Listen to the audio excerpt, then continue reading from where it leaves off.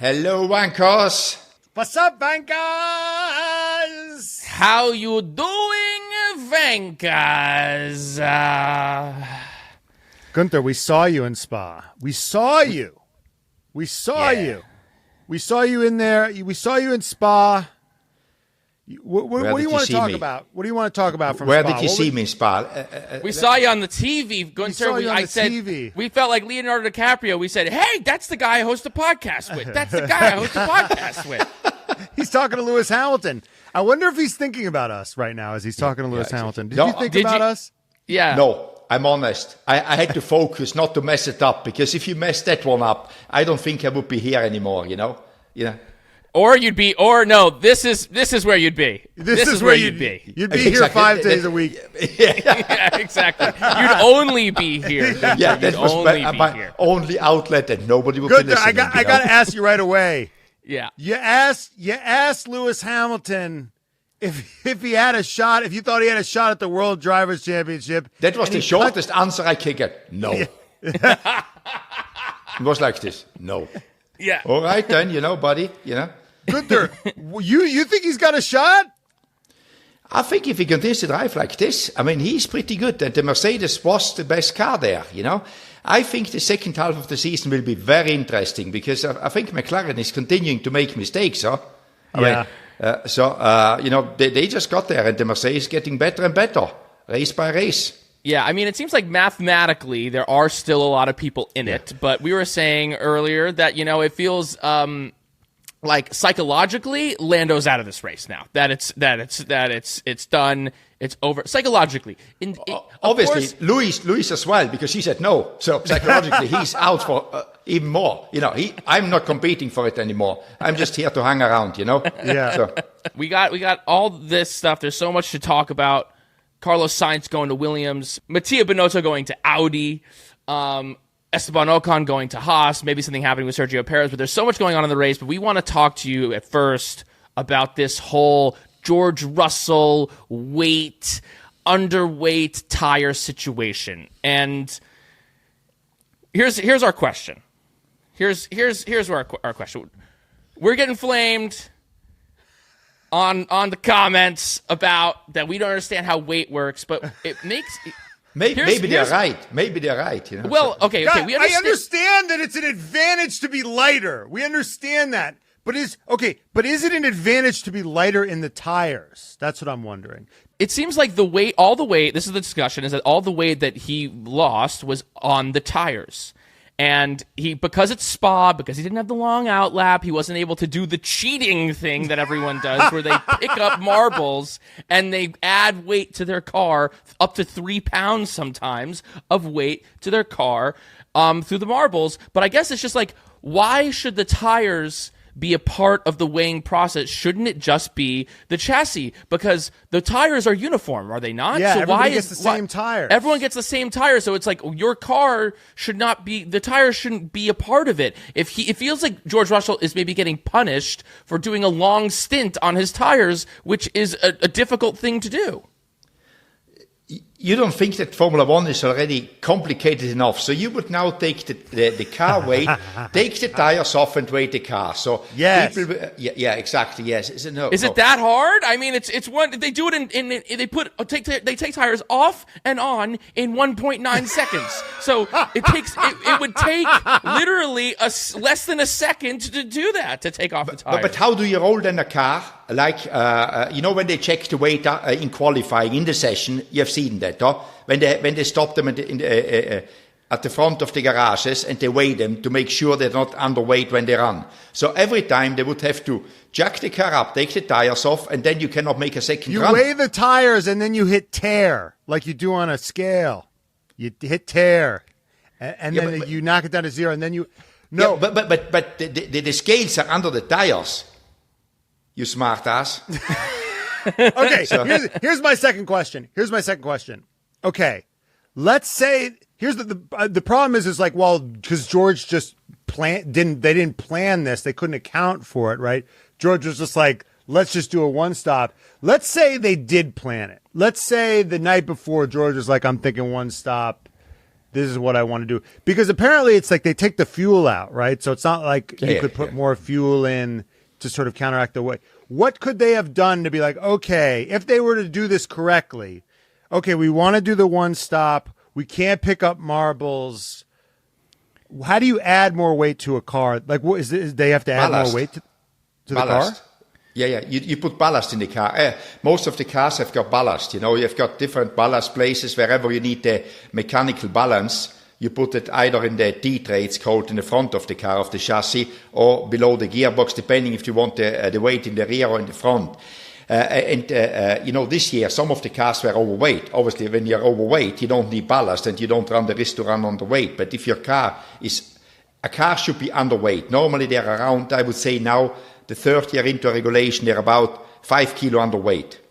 And the 5 kilos, you put ballast where it is best to get the balance of the car right, the mechanical balance, Right. So, and you do all that. But what I think they didn't, if they would have thought about that they can do it with a one-stop, they would have, I think, put the ballast in. They would have put for safety, so they didn't think it goes, and nobody during the race was, I don't think they were thinking about it. Otherwise, they would have brought him in for a pit stop. But Alonso did a one stop. So do you think they just had extra ballast, or he was like, what do you think happened? They were not running this close to the limit. When you're normally, it's the race engineers decide how close to the limit they're running. It's the same with fuel saving, because if you put less fuel in, you're faster, but you then need to save fuel at some stage because otherwise you run out of it. It's a calculation. How do you go fast? Everything is so close that there is no margin of error in it, and maybe the Aston Martin is overweight, so they don't have the issue that they can be underweight. I don't know that, nobody knows that. So do you think they really didn't know that this was going to be? When do you think that they realized that this was going to be an issue? Because it seemed like Toto Wolff wasn't that excited when George won, and then he wasn't at the podium ceremony, and he was on his cell phone texting. And do you think that maybe he was aware? Oh, damn, we went long. We might be screwed here. Because there's also they apparently when they first weighed the car, they had the gas still in there. So people are speculating that they knew they were trying to pull a fast one on the FIA. Do you think George Russell in the back of his mind was aware that he might lose this thing, or was it all a complete surprise? I don't think George was aware of it. I don't know if the engineers were starting getting a doubt, and we will never know that, what people is doing. But if you know something is going on, why would you then behave to get suspicious, You do the complete opposite, Toto should be on the podium to try to, I don't think they were this concerned about it until they realized, and I think they really got to know only when they got the letter from the FIA. Is that an oversight? That seems like, yes. Yeah. It's an oversight, and there will be some meetings held about that oversight, because it cost them a lot of points, and it doesn't look good, Who is in charge of, because I'm sure, there's people looking at other drivers, like figuring out who they're covering, other drivers looking at fuel, other engineers looking at fuel, other engineers looking at tire wear. Who is the engineer that's like, we got to make weight? The race engineer normally is doing that, and I think they just didn't, I don't know if they missed something or if they really didn't think that they're going to do a one-stop. Because in Spa it's known that you go over the start-finish line and then you turn around and come back the pit lane, while in other races you make a complete lap, and that gives you the opportunity to pick up the marbles, all the blocks of rubber which are laying around. And 1.5 kilo of rubber, you don't need to pick up a lot, to be honest. It's pretty heavy. There's so much around it. So I guess I know that it would make it more complicated, and it's annoying because the scales work the certain way. But in terms of taking the logistics out of it, in the spirit of the rule, right? The spirit of the rule is that if you're underweight, it gives you this advantage.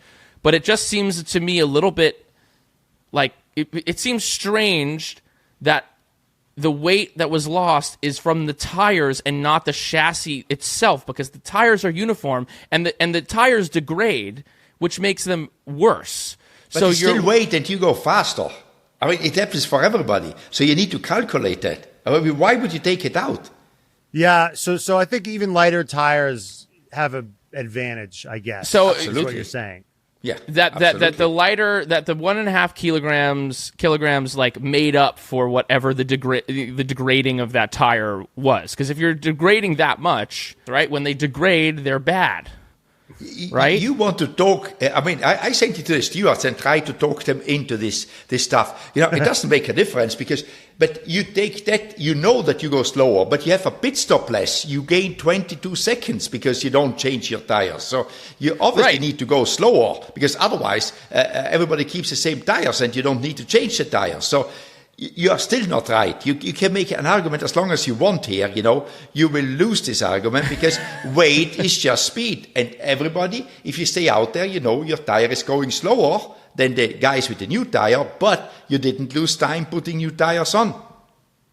So how often is that a calculation in terms of when they do a one-stop versus a two-stop? Because it's in my mind, it's like, why don't they do just a one-stop more? But is it because of that? Is it because of weight? No. Of the weight, not. It's very small, the advantage. If you think, I would say Spa will be 10 kilos of weight.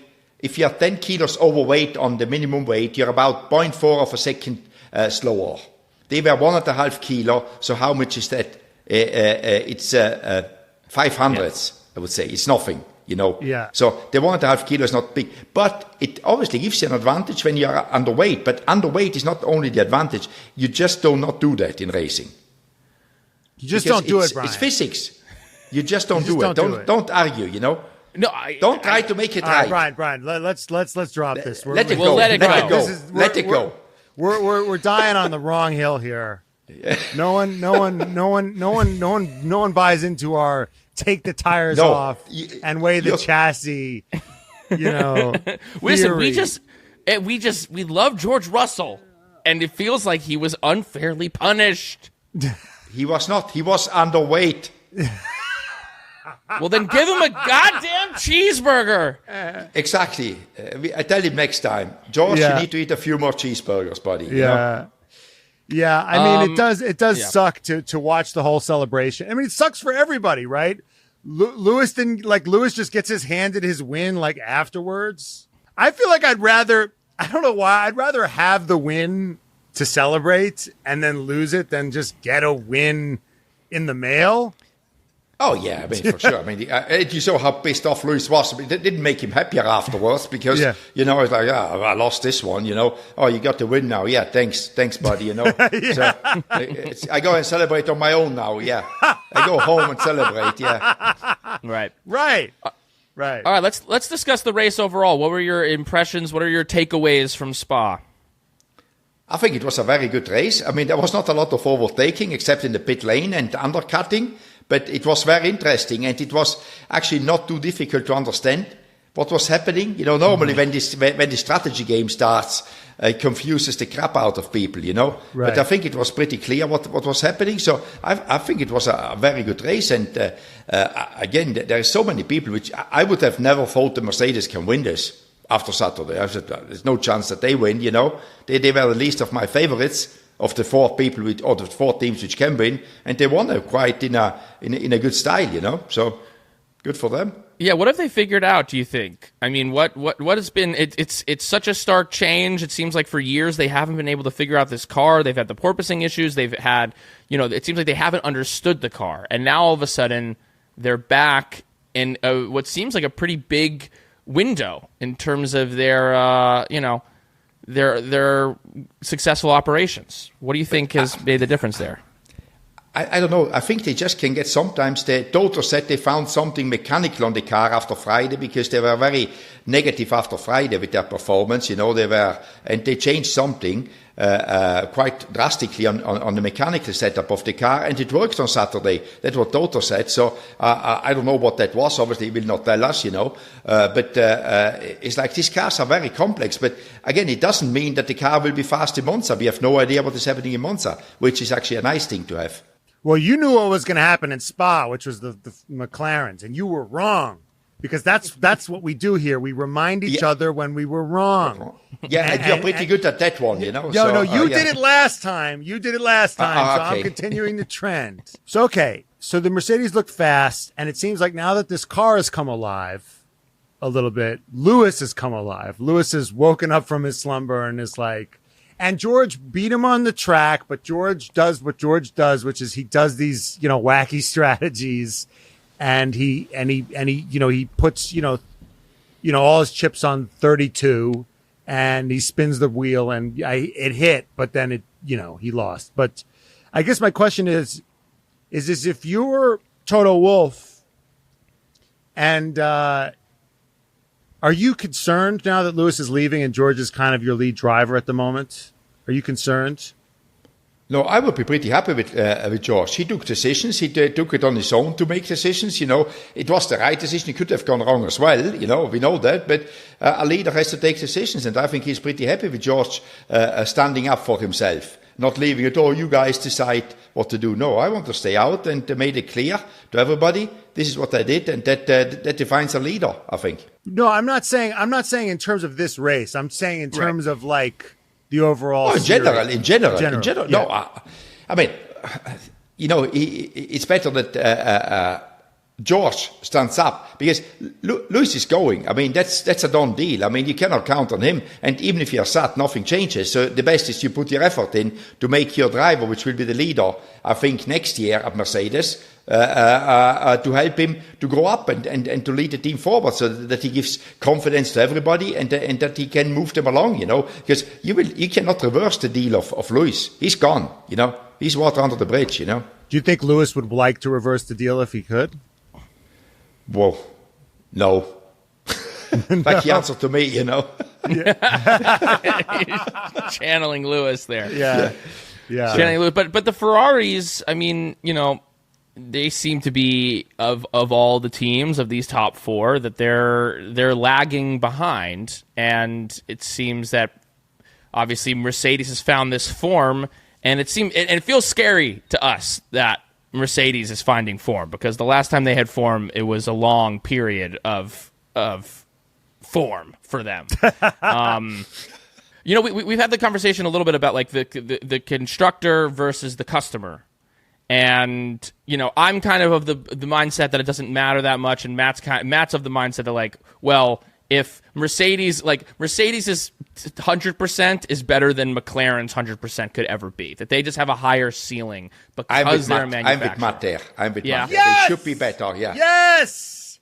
So you think that this McLaren, dominance period is like, now that Mercedes has found its form, is kind of, it was short-lived potentially because Mercedes is maybe finding that ceiling? No, I think the McLaren in Spa was still the best car.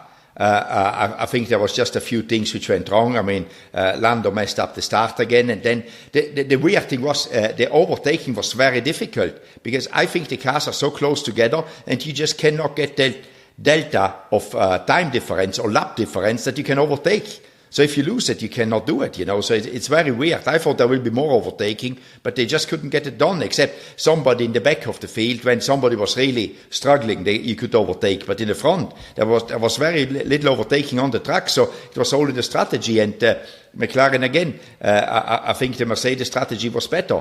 I think the McLaren is still the best car in the moment, overall, on all the different racetracks in general. Sure. It's ironic that you want these cars close together so there's like on-track action, but if they're too close together, then there's no on-track action. It's just this head. It really does your head. It's this vicious circle, It keeps on coming back. What do you do about it? It's a catch-22, So it's a catch-22 with the regulations. Last year, Red Bull is dominating, we should change the regulations. Now everybody's close together. Or why do we change regulation? Because it seems to be working that everybody's close together. So you never can get it right. So, but in the end, as long as it's interesting, it's fine. But I think because of the high speed, that was the problem with overtaking, because everybody's so close together, these high-speed corners, you just can stop the other one overtaking. And higher speeds you go, less efficient the DRS is, so less it helps you to overtake somebody. Because you have got already reduced drag in the car, because your wing is for high-speed setup. Yeah, and Matt, that's their superpower. Those Red Bulls, they have that DRS superpower, and then they shortened it. And why did they? And they shortened it, right? They shortened the DRS zone. Zone, yeah. But I think that's just a little bit. I don't think that will make the big difference. But I think the biggest thing is that the DRS on a low downforce setup is Isn't not as as efficient. Yeah, exactly. It's not as efficient like on a high downforce. All right, so I have a question for you, but I'll pitch your new nickname. And they're just going to get progressively worse because I just came up with incredible You're out of ones. ideas. Yeah, you're not very creative. So now we're just scraping the bottom of the barrel. Yeah. G-force. Oh, Jesus.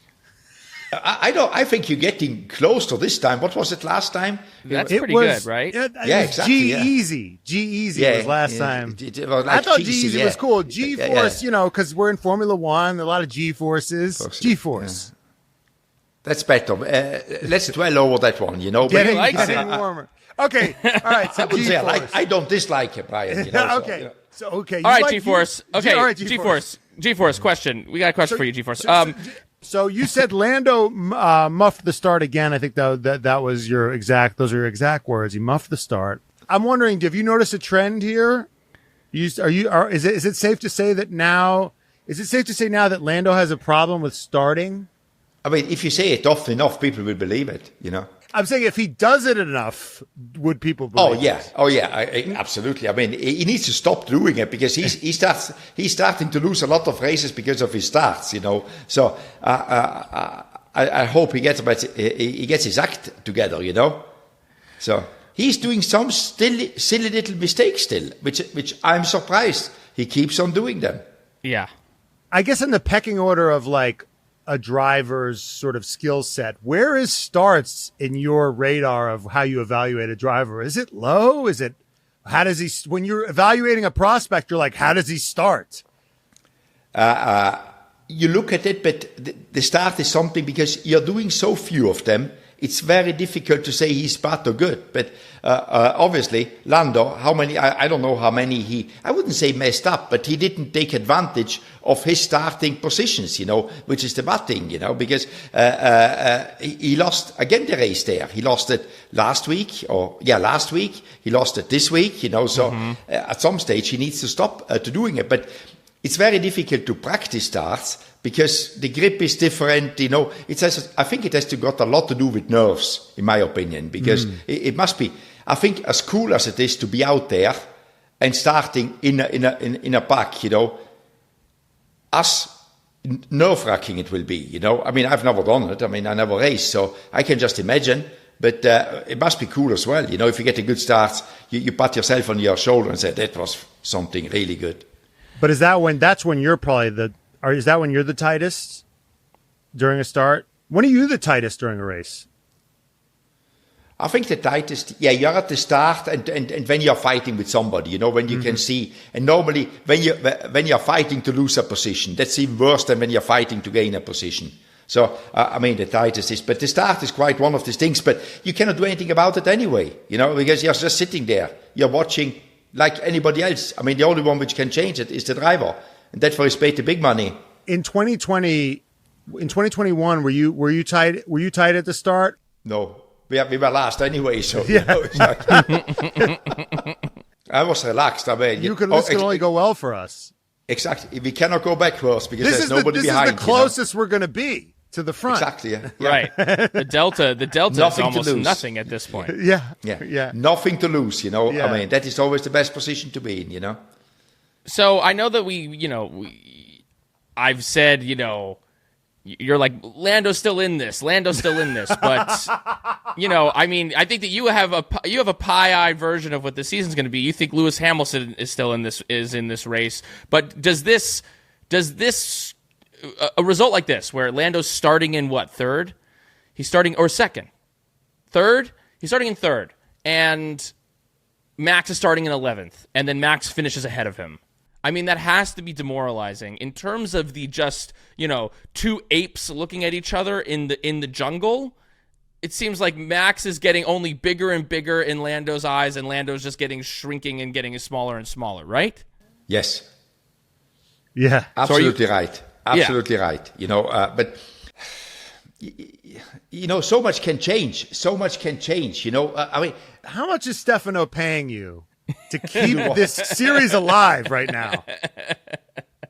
He's not paying me. That's unfortunate, Are you on the take right now to say that this WDC is still alive? No, I'm then not why on are the you pay. saying that Lando's still in this? Why are you still because saying it turns so quick around. You don't understand that. You're obsessed by Max is winning this one. Max I'm not is obsessed with it. I would like it to turn around, but every time it turns the other against way. Lando. It turns. The other It way. turns. Yes. Yes. So be a believer. Be positive. I love your. I mean, you're. It's so optimistic. You're just an. You're just. I was optimist. optimistic beginning of the year. You said, "Oh, this is again a Max a show the whole year." I mean, you didn't even finish the sentence and it changed. So. Yeah. Our predictions episode, I said that Lando was going to win 2, maybe 3 races this year, and right now I don't know if that's even going to happen, dude. He keeps because he messes these it up. starts. Yeah, exactly. Yeah.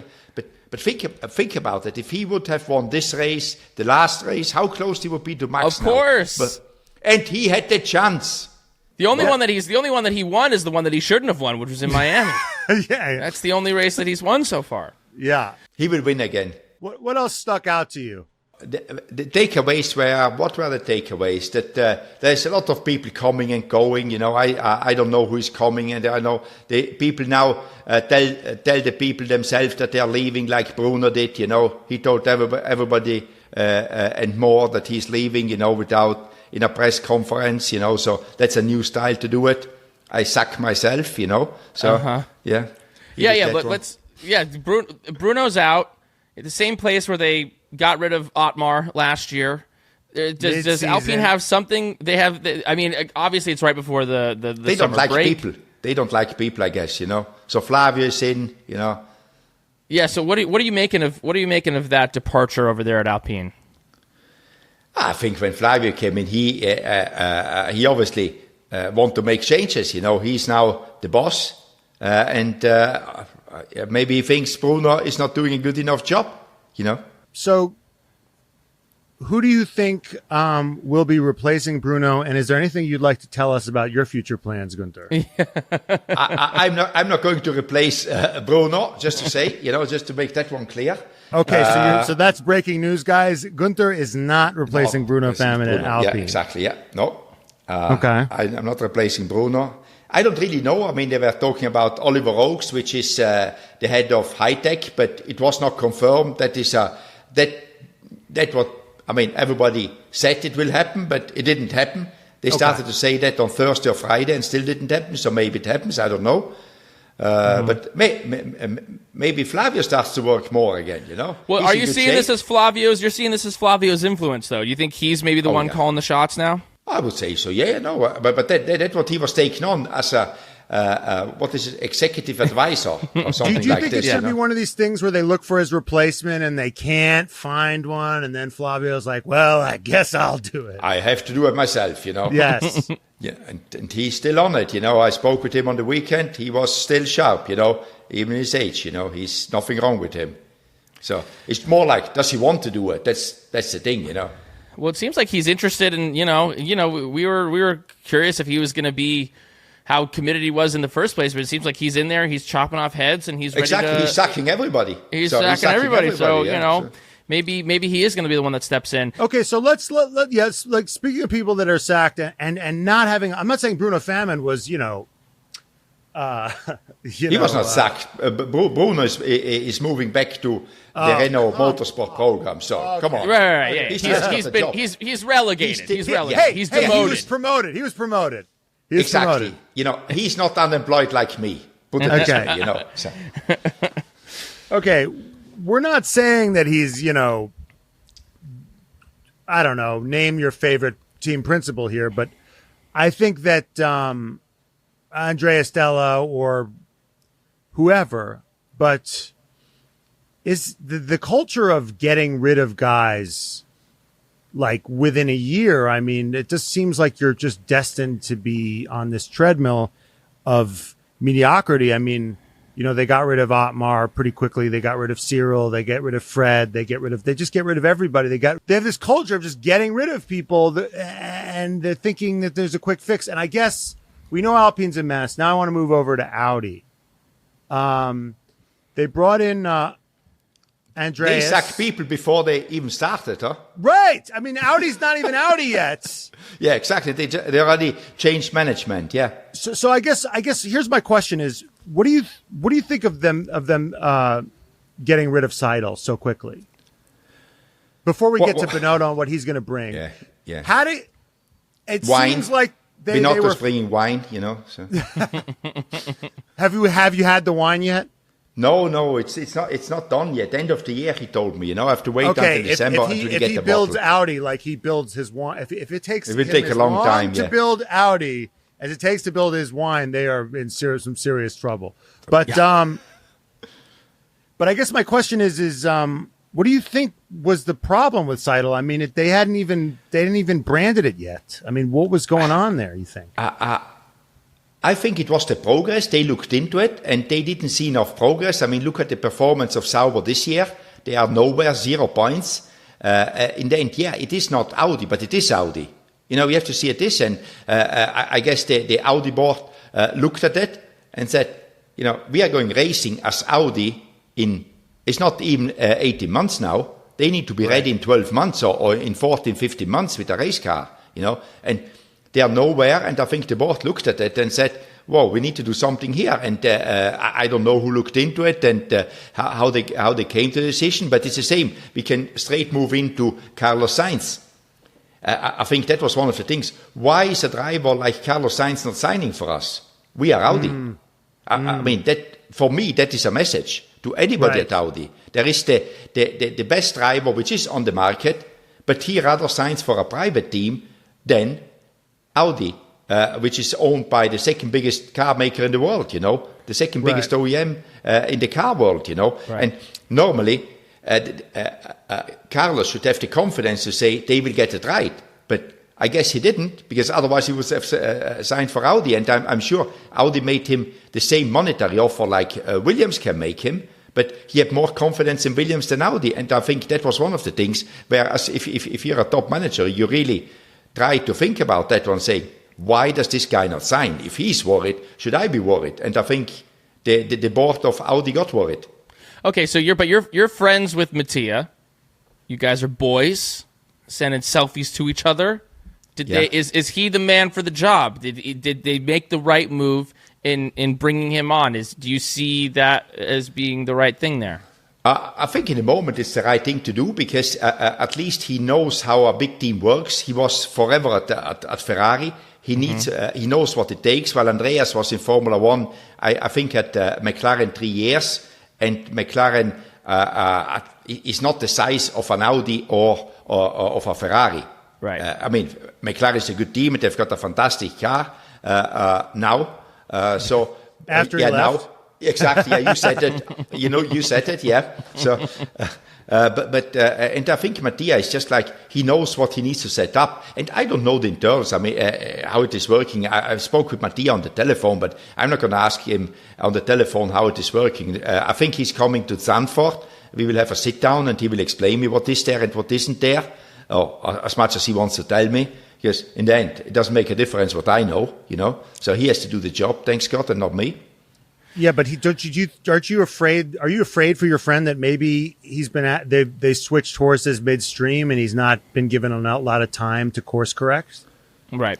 I'm pretty sure he explained that when he took the job, that he's not he hasn't got the the magic wand, that he can make it magically happen.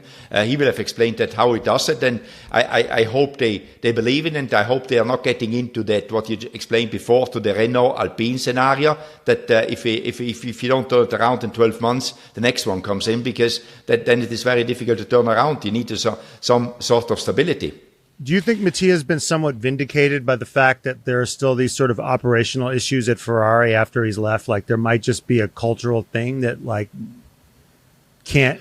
it's just Ferrari's going to Ferrari, and whether it's Mattia or Fred, because I feel like that's why he was let go from Ferrari, was because of these strategy calls, these operations calls, and it just seems like they still haven't gotten on top of it. I mean, if you look at it, it's difficult to say, because, and I'm not trying to be politically correct here, but these big teams, they take so long to turn around, to change a culture. I mean, a culture develops over a long period of time, and to change it, you need even longer periods of time. And for anybody at Ferrari to change a culture is difficult. And Fred, obviously, because Mattia grew up in that culture, so it's even more difficult because it's the only thing he knew. He only worked at Ferrari. So, and for Fred coming from smaller teams and having his own race teams in F2, F3, it takes some time to turn it around. So, but sometimes you need to be at the right place at the right time and a little bit of luck, like everything. I mean, as you said it before, McLaren, Andreas goes, all of a sudden, everything turns around. It's like, how did that happen? Nobody can explain it. It's just happened, It's racing. It's Formula One racing. It's Magic the Seidel happens. curse. It's the It's Seidel a curse. Yeah. Do you think that maybe this Audi, bringing in Mattia's a Ferrari, he was, as you just said, raised in that type of environment. Is this a sign that maybe that's the type of culture they're trying to bring to Audi? They're trying to bring that Ferrari culture there.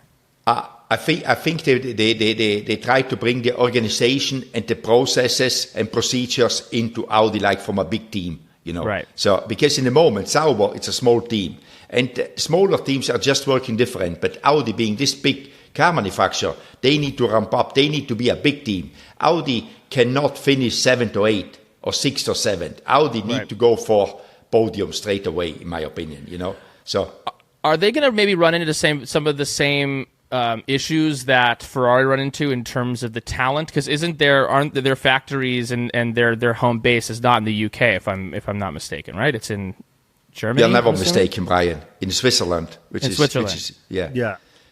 So are they? Do you think they're maybe, because that's the rap with Ferrari, is that so much of the world, the people that work in the world all live in the UK, and it's an investment. Am I going to go move to Italy? Am I going to move to Switzerland? I really have to believe in this thing.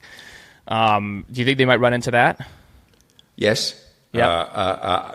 I mean, you always run into it because the talent pool in the UK, it's a lot bigger. And, to change from one team to the other and just change your way to work, instead of going left on the round or taking the first exit on the roundabout to take the second one is easy. But to move to Switzerland or move to Italy, to move your family or something like this, it isn't easy. You need to work. If you're based there, you need to have a lot of attractive stuff to get these people to come and work for you. And Switzerland in particular, I mean, is pretty expensive as a country, as you all know. Obviously, they get paid more, but still, it doesn't make it easier to attract people if you are based in Switzerland. But, in short term, you cannot change that. Right. Well, that's where getting a sexy driver might be useful, and they were unable to get the sexiest driver on the market. Let's discuss the newest news, breaking news: Carlos Sainz going to Williams. You see, Matt is already smiling because I said it will not happen. He's revenge here. Yeah. Oh, I got him again. Oh. Yeah, are you shocked? Are you shocked? I wouldn't say I'm surprised, not shocked. I don't get shocked anymore. It takes a lot to shock me, I'm a little bit surprised. But as I said before, with the Audi thing, I think Audi, and as you said, if you bring like a Carlos Sainz, and you've got a Carlos Sainz and a Nico Hülkenberg, that attracts other big talent because you are taken seriously. You have done everything you could to get the best people there. And then people look like, wow, there is Carlos and Nico driving for this team next year. That's cool, I want to go there because that means we are going. And now it's like, Carlos decided to go to Williams, and nothing wrong with Williams, but not to Audi. Wow, that's strange, So should I really go and work for Audi? I would say there's something wrong with Williams. They're in like 9th place. What has Williams done? Where is Sauber? You smart ass. Okay, but they're 10th. Yeah, they're 10th. They're 10th. But you yourself said that Audi is the biggest car manufacturer. Okay, you're calling me a smart ass. I'm taking my cues from you. You said that if you were him, you'd go to Audi. So I turn it back around to you. I would go still to Audi, but I didn't speak with Audi. But I didn't speak with Audi. I didn't speak with Audi and asked them, what are you offering me? How is this going to work? What are we doing? He spoke with both of them, and I'm pretty sure Williams made the bet. I don't think that Williams is going to pay him more than Audi would pay him. And with Carlos, it's not only about money. It's more like, where will I be in 2 years, 3 years? Maybe at Williams, they said, you can leave after 26. If we are in a bad place in 26, where the big change will come, you can go. At Audi, they maybe said, you need to stay at least 3 years in total. And he said, I don't want to do that, because in 26, when we get a new set of cars, with complete new cars, complete new engines, maybe the field is completely mixed up again. And he says, I want the freedom in end of 26 to leave. But then again, if you're Audi, you just say, yeah, we do that one as well. Because we are convinced that in 26 we are good. That's what I would be doing. Because, you cannot say, I don't really know where in 26 we need 27 to make sure we are good. No. You need to go in there saying, we are good in 26, and if we are not good, you can leave. Guess what? If whoever runs out in end of 26 is not good, he hasn't got a job anyway. So are you seeing that? Are you seeing the thing that, Carlos signing at Williams, more of a sign of a contract that maybe has outs that gives him options more than it's a sign of that Carlos believes in the future plans of Williams, that he sees greatness happening at the Williams organization? I think it's a mix between the two of them. Obviously, he needs to say some greatness and, or some development. James will have told him what is coming, and obviously he liked that one. But also, James is smart enough to say, if we are bad, you can leave off end of 26, because if they are bad in end of 26, I don't know if James is still around, then you're in a bad place anyway. So he's very confident that they will be good in 26, and that's what they need to do. It's for sure a clause in there. If they are performing, he cannot leave. Right. I guess not. I'm not sure. I guess Guenther, because sure. Guenther, do you love making those promises? Like, if it doesn't work out, I won't be here anyway. Are those your favorite promises to make? No, it's not my favorite ones, but you need to have some confidence, Matt, You cannot always, I don't know, because I don't know if I'm good or not. If you do this job, you need to have enough confidence to say, I will be good, that the guy wants to stay anyway. Right. More like that, more in the positive than in the negative. Do you think bringing Binotto was their last-ditch effort to get Sainz, or not at all? You don't think it had nothing to do with that? I think it was too late, because, Mattia hasn't started yet. He starts on the 1st of August. I see. So he's not even there. I don't think he can work on behalf of Audi yet. You already want to blame Mattia that he didn't get Carlos. I can see where you're coming from. Yes, and I also have one quick question. Do we know which driver Carlos Sainz is going to replace? Are we sure? Do we know? Can we speculate? Can we start speculating on that? Need to think hard on here. All right, next question. All right, so what team? Okay, so what team is Logan Sargent going to next year? No idea. No, just kidding. Okay, so no, obviously Carlos Sainz was the cork in the bottle. Now everyone was waiting for Carlos to make his moves. For the rest of the chips can now fall where they may. What do you think this says? Who do you think's going to? Where's everyone going now? He was the guy. He was the linchpin. Where's everything else falling? So how many seats are free? Audi, Alpine, Mercedes, and then Red Bull. Is that all Red that's left? Bull. There's the question mark over at Red Bull. Yeah, exactly. Which we get an answer. Which there was the meeting today apparently. So yes, I think Mercedes, Kimi Antonelli is going. Yes, sounds to me. Mm-hmm. Okay. The other two, I have no idea who's going there. Who's going now to Sauber? I think they will keep Bottas. I guess. Wow. Oh, interesting. Well, he seems to be the best driver available, doesn't he? That's what I say.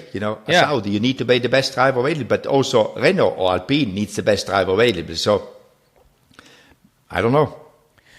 Do you like that? Do you like that over there? I think as I think about Hülkenberg and Bottas going at it, I like that. I think I think that there's potential. That's a pretty strong drivers lineup. Yeah, Bottas won a lot of races in his career, In the moment, he just cannot show it because the car doesn't let him do it. But otherwise, he was always a good driver. But they're both really good qualifiers, so you'd like a guy that could maybe complement the other one. Yeah, but they're both good racers as well. Come on, they're not bad racers. Matt doesn't agree. That's the silence. It'll be a mad dash for this Alpine seat then. Yeah. who do you think's in the front running for that? I mean, who would you put in that seat? And just know, if you get it wrong, I will remind you later. I'm not. We interviewed for RTL Flavio on the grid, and my colleague Florian König asked Flavio, Flex. Everybody's in the race for that seat, he said. Everybody. That was his answer. So I just have to repeat what Flavio told me. So I have no opinion. Flavio will make the right decision. Your trusted, honorable source. Exactly. Flavio Briatore. Flavio Briatore, yeah. Well, it seems like who's available? I mean, the K-Mag's available. K-Mag, well, they've got Jack Doohan. Yeah. They've got their juniors. They've got their young guns. Yeah. Won't touch that. Won't even ask you about him. No, exactly, because otherwise it's abuse again, you know. Otherwise I cannot sleep again, you know. So who else is out there? Then we've got 3. That's about it. Huh? That's kind of. What do you think happened? What do you think? Here, I have a dumb question. What do you think? It's not the first one. It's not the first one. What do you think happened? Because it's like they'd rather get Doohan in the car than just deal with Ocon. Like, because Ocon is like as good or not better than Like he got P9 yesterday, and I'm like, does that tell you that he's such? But yeah, Ocon's going to Haas. We kind of know, but that's like official. Ocon's going to Haas now, and it's just like, is he? What do you think Alpine was thinking? Is he such a headache? Is that telling you that he's such a headache? I think it turned into such a headache that they said it's better a painful end than never-ending pain. You know, we deal with the consequences of him leaving, but we don't want him around. I think it ended up like this one. You know, it's just like too much. I mean, you know, and when you're in a team and you have got always the same problem and you cannot fix it after years, it's like we need to do something different here, because otherwise you just kick the can down the road. It will come back, you know. Because when he got P9 yesterday, I'm like, man, he must be an asshole, because he's pretty damn good. Yeah, the aura points are low. Yeah, exactly. Mr. Yeah, Esteban Ocon. Yeah. I mean, how big a prick would a guy have to be on your team for him to get consistent points for your team for you to let him go? He would have to say some horrible things and not having a replacement as good as him. Exactly. Exactly. That is the more important. If you've got two guys you can replace him with, is one. But every option out there now, I don't think there is anybody at the level of him. Okay, what about this? Okay. What about this? Yeah. What about Sergio Perez? Because there's maybe a world where Sergio Perez is going to be out of a seat. This was his last race for Red Bull. Marco came out with some pretty strong words about Checo's performance. You know, but you know what these words meant. He will be gone. Yeah. Well, wait a minute. Helmut Marko says some wild shit every week. Oh, no. He says some wild shit, but there is something true at it, you know. Yes. He doesn't say it just to say it, you know. Okay, yes. So you're saying that he's going to be gone? I think they replace him, but I don't know if they put him in the Visa Cash App RB. Right. I don't know that one. No, I don't think he's going there. I don't think that he would maybe want to do that. And I don't think they want it, because they said a few times now, Visa Cash App is a junior team again, you know? Right, and I think they want to bring in Lawson. Yeah. They want Lawson to be around. So I think that if he's out, then he's maybe out of a seat. And we know how valuable he is as an asset to a team. You know, the money that he brings. And we know that he's, you know, in midfield teams has shown a ton of form. Is Checo Perez actually the dark horse to get that second Alpine seat? I mean, Brian, I think you're a genius. Yes. I think you clip could be right. I mean, yeah. I'm going to make that my ringtone. No, but honestly, I think that's an option when they come out with it. Of all the other guys we just said before, Checo for sure. If he can find his mojo again, he's a pretty good driver, you know. Yes. Okay.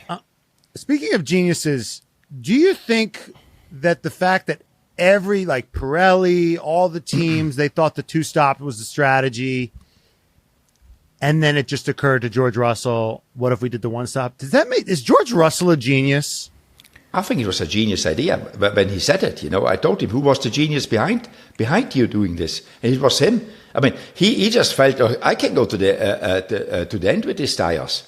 All of a sudden they worked. Let's try to do it.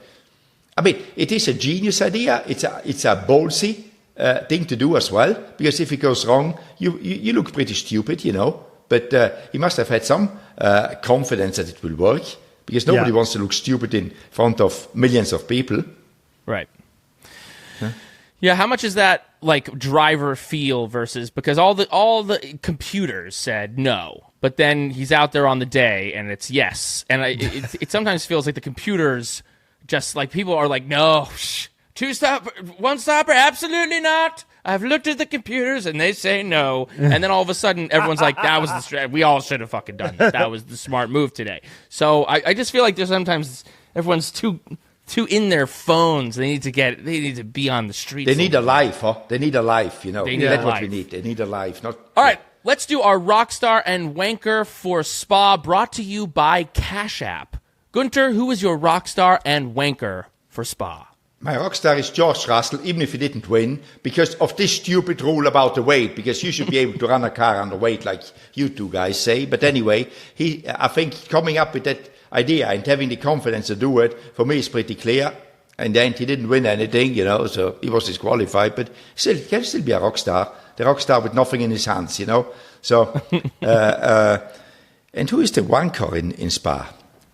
Give me a few ideas. Who actually performed worse than Lando from muffing the stars?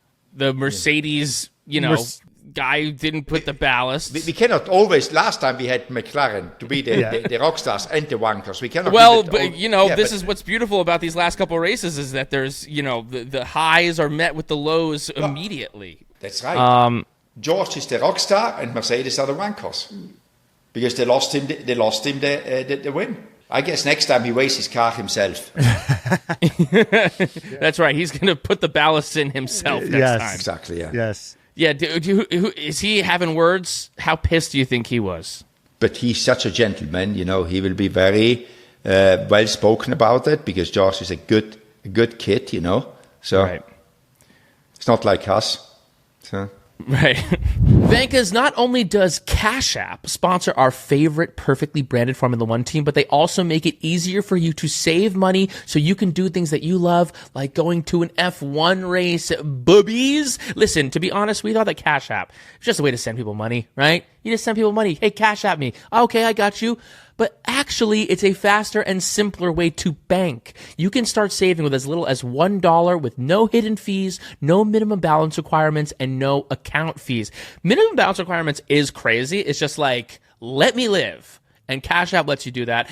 And we all know that overdraft fees make no sense. Why are you charging someone if they don't have any money? Plus, when you deposit $300 or more in paychecks, you can get up to $50 in free overdraft coverage. It pays to get paid on Cash App. So go download the app today.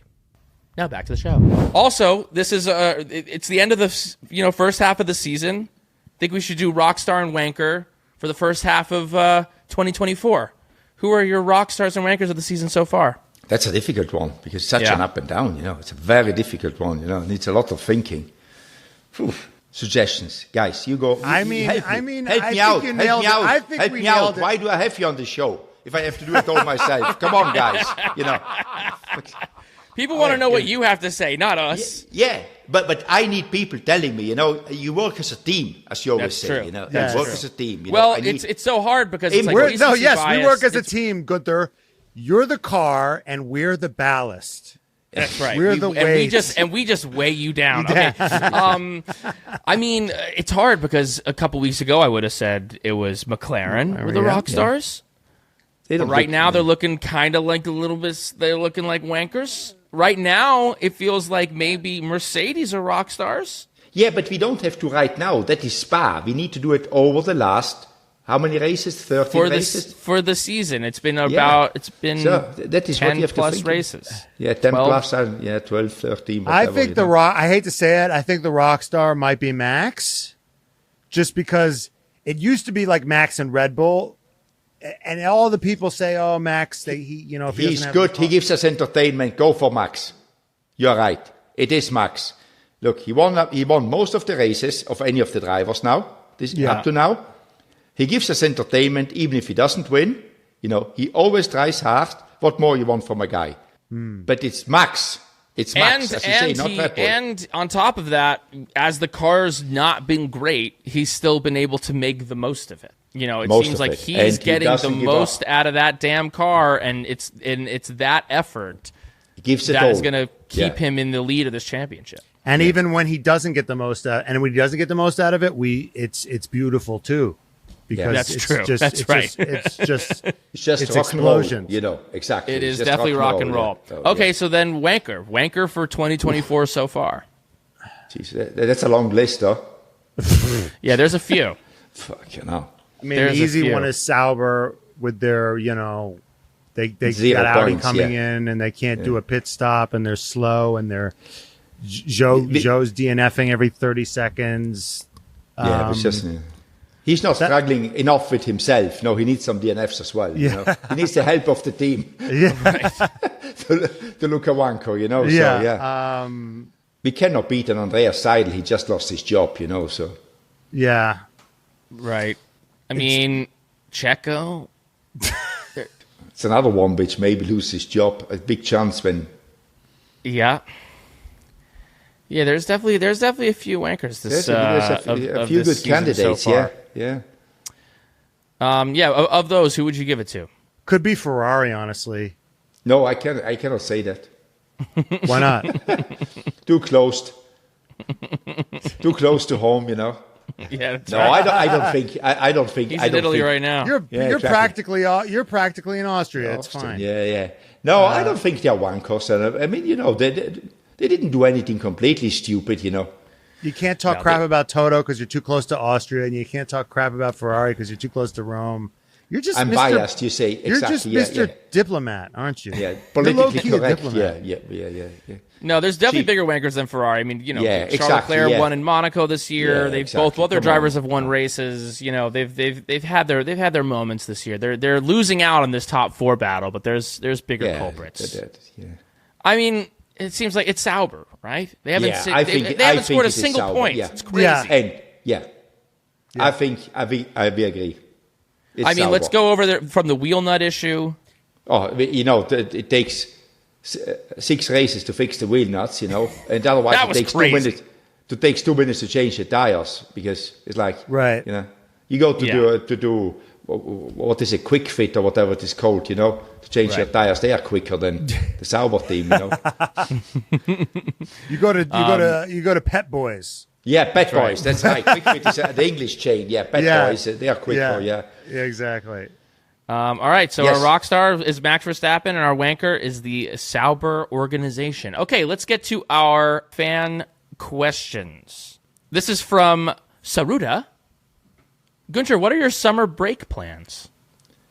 I don't have a break. I go back to the US on the 8th, and I need to work, to make a living, Now I'm going back home. I had my break already because I am unemployed, so I took it a little bit earlier this year. But I'm going back with the family to the States on the 8th of August.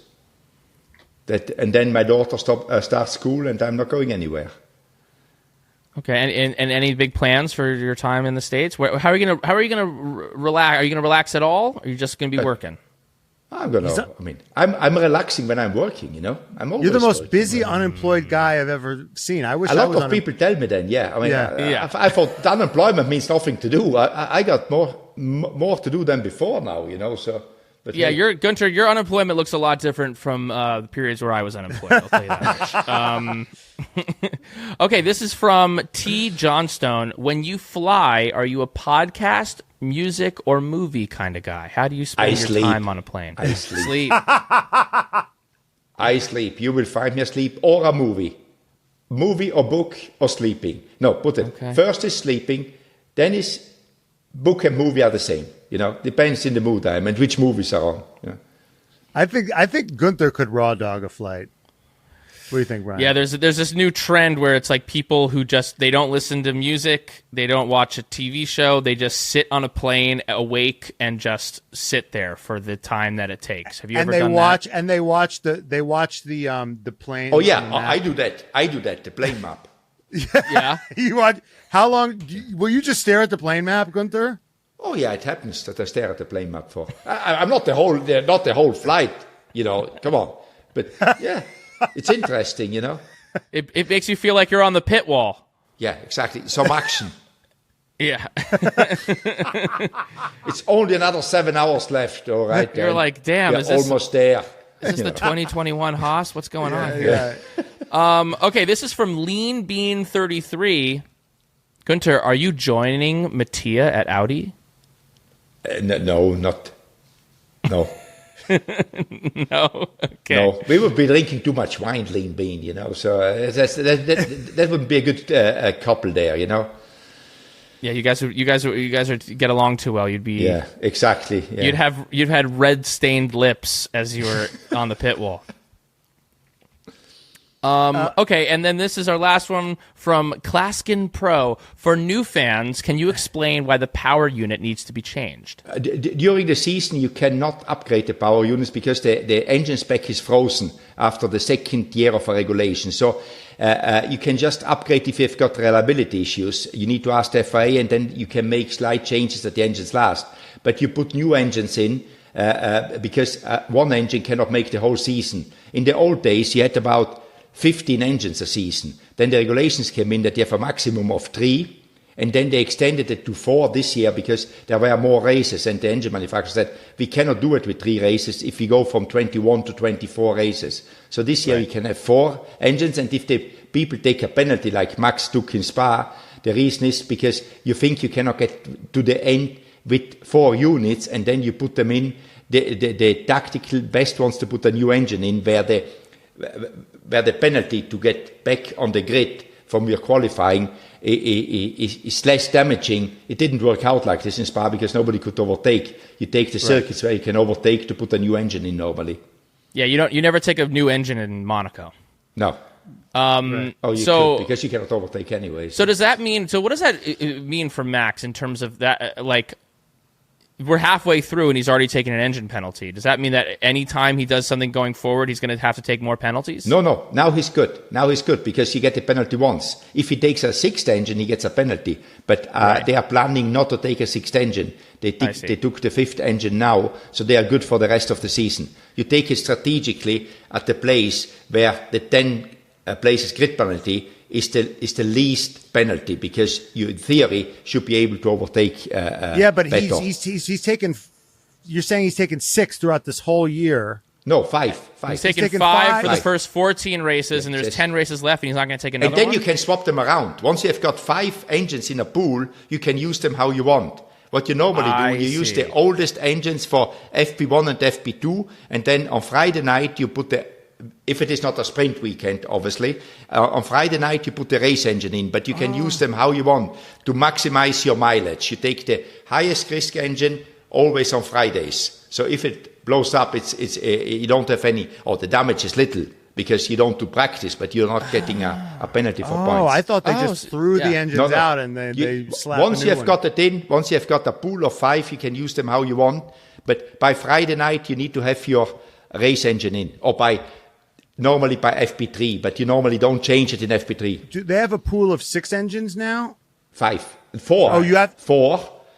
And when you take a 5th, you get penalty. If you take a 6th, you can put a 6th in, you get another penalty. Then you have a pool of 6. From 4 onwards, you get 4 are allowed, so he took a 5th, so now that's why he took the penalty. So now they have 5 engines to play. I didn't know that. I didn't realize that I thought they just used one until it was done, and then they just brought in another one and used that one until it was done. I didn't realize that there was so much, overturn there. Yeah. I'm just pretending I didn't know, just to be more relatable. But yes, you know everything. You know you put yourself on Brian's level. You know. Yes, I just didn't want to make our listeners feel bad. Yeah. Okay, so we don't have predictions to necessarily do in terms of like the next. I mean, the next race is so far away, but if from let's maybe speculate a little bit. I'm not doing any predictions because I get them wrong anyway. So he can take the piss out of me. You know. The rest of the year. Who's winning the constructors? Well, I don't know. I see this. I traumatized him.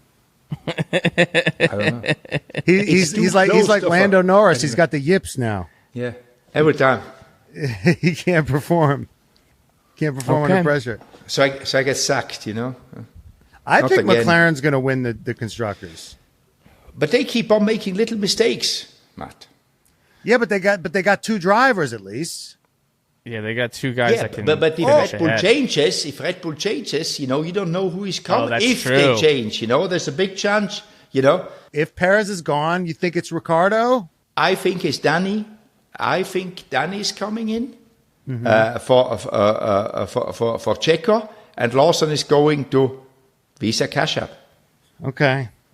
That's my prediction there. There we go. I got you to make a prediction. Let's There we hope go. that it's wrong. But I still don't know who is going to win.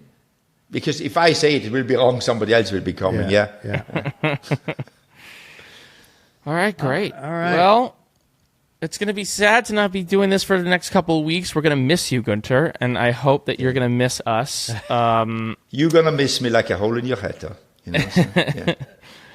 So our next episode will be August 22nd. It will be in the lead up to our first race back at Zandvoort. So stick around, and until then, goodbye, Bye, wankers. Bye, Vancas.